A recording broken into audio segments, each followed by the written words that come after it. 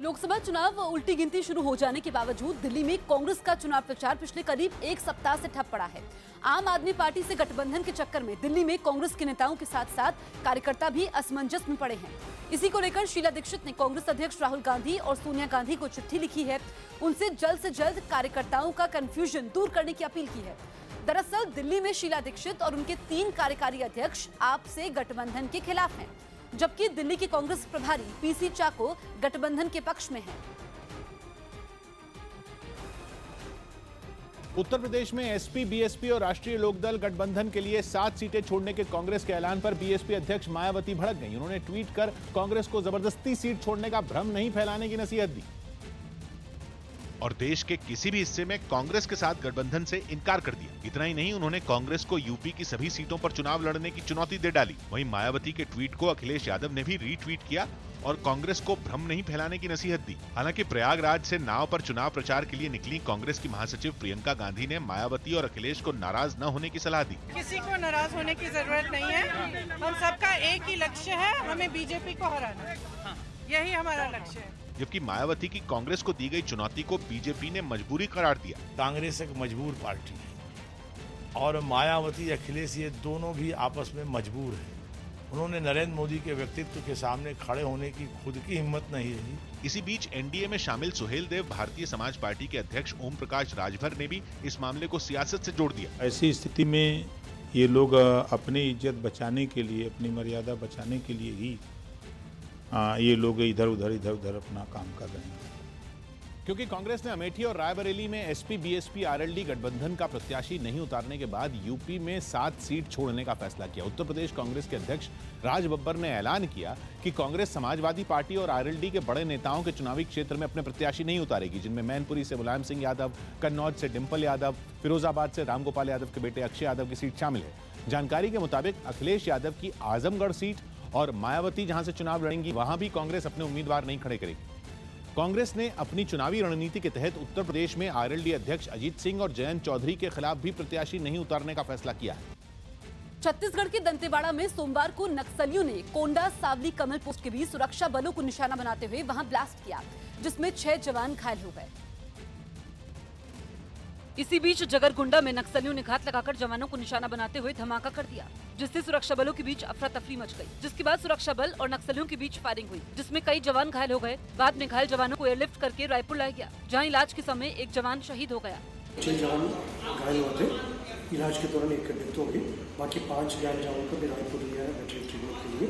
वहीं इस हमले के बाद पूरे इलाके में अतिरिक्त सुरक्षा बल तैनात किया गया और प्रशासन लोकसभा चुनाव के लिए सुरक्षित माहौल देने का दावा कर रहा है। ऐसा कोई सुरक्षा व्यवस्था हम लोग करेंगे ताकि एक अच्छी वातावरण में मतदाता अपना मताधिकार का प्रयोग करने के लिए एक माहौल निर्मित करके हम देगा।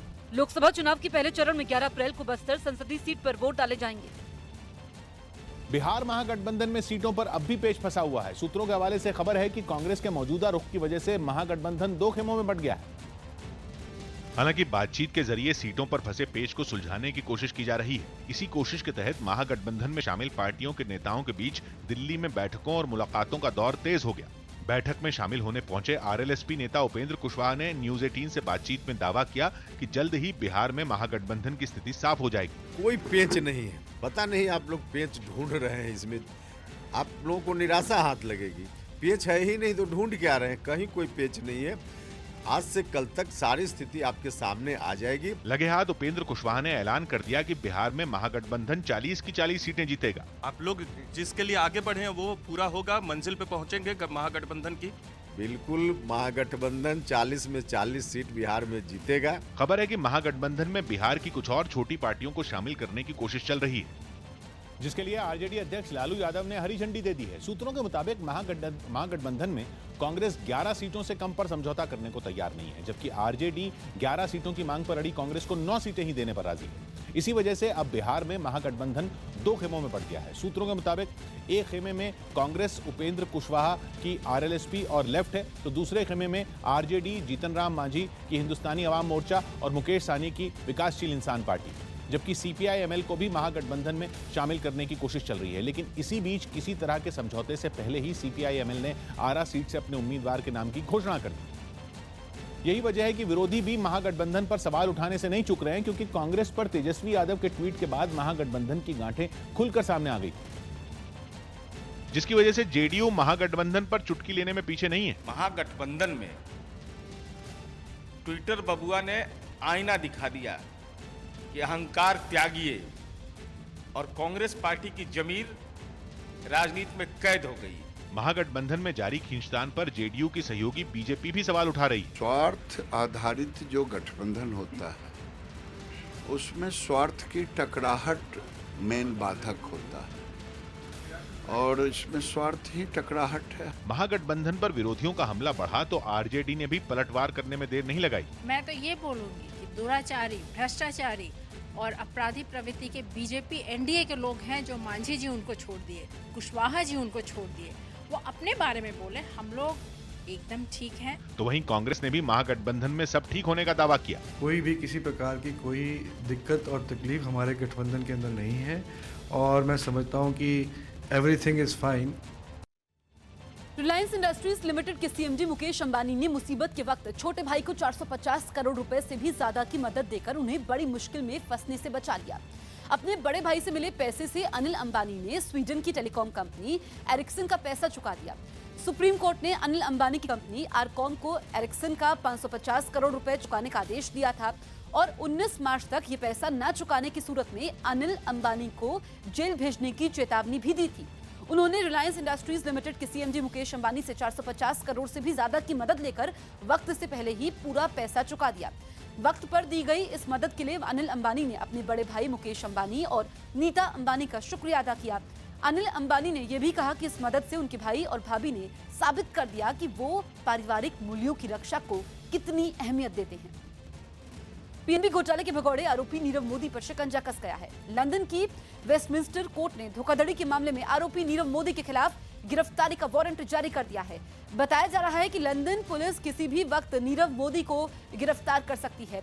हालांकि गिरफ्तारी के बाद आरोपी नीरव मोदी के पास जमानत के लिए कोर्ट जाने का विकल्प खुला हुआ है।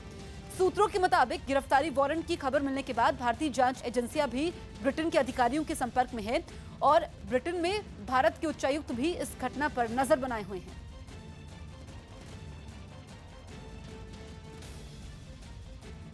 यहाँ वेस्टमिंस्टर मैजिस्ट्रेट्स कोर्ट ने नीरव मोदी की गिरफ्तारी का वारंट जारी कर दिया है।